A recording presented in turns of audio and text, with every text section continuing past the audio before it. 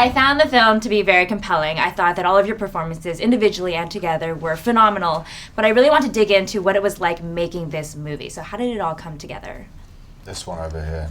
It's all her fault. It came together, I was actually in a store that I love in Halifax, Nova Scotia, where I'm from, and the woman working there, who I would see often, was like, hey, there's this great book. You should read it because I think it would make a good movie. And so I did, and then I was like, yes, it would make a good movie. So that's sort of how it all began. And then I'd hoped for Patricia to be the one to write it and direct it, and she agreed, thank goodness. And then reached out to Evan and reached out to Max, and you know, that's sort of how it all happened. I mean, over the course of many years. I generally like end-of-the-world type films, but we see so many big blockbuster versions. We don't see these very real human survival, emotional type films like this. So I really liked that aspect of the film, but was it very challenging to really bring these characters to life? Yes, but because you don't really see this type of film told through the eyes of young women, I was so ready for the challenge. and I threw myself into dance class almost immediately and deprived myself of certain luxuries and got on this very regimented diet, and I was willing to go to the ends of the earth for this film. I hadn't connected with a character like this or a screenplay like this in so many years.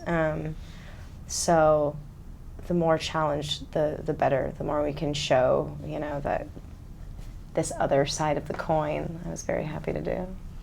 What's the scene in the movie that when you watch it, it's kind of really hard for you to watch emotionally? I feel like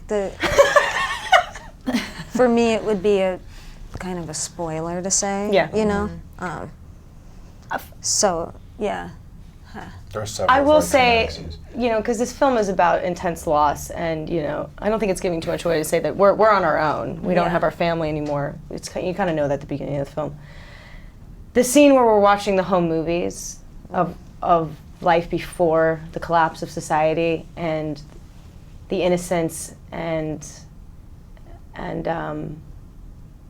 you know, for me, even, you know, my family is still around, and I watch home movies and I just weep. That one gets me. That, you know, the two of them getting sure. that power for a split second and seeing their old life and these ghosts, and you know, and then the power goes off and it's back to reality. That one hits me pretty hard.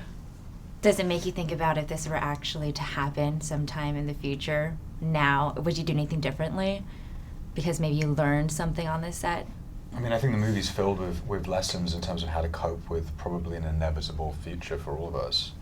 And not a lot of people are kind of talking about it in a practical way. There's a lot of dystopian movies, but it's really more about kind of how to wear sleeveless leather vests than how to grow your own food. And I think that there's a lot of stuff that I personally, when I read the script, was kind of thrilled by and like fascinated by, and I like that there's elements of that to it, not just the kind of the entertainment of the movie. I also thought that the acting alone, just above anything else, was so great in this film that it didn't even necessarily need a film score, but then you add the film score on top of it, and then it's just even more intense, and it really pulls those emotions out of you. Yeah, Max Richter's incredible, and he's been, you know, one of my favorite composers forever. I listen to his music all the time, and I love his film scores, and then I love, you know, his record, like the Blue Notebooks, and so we got so lucky because this is obviously a independent movie, and he, you know, read Patricia's script and was incredibly generous to us, and I'm so thankful to him because the score in this movie is really beautiful, and that's, you know, because he's just, for me, just one of the best. Yeah.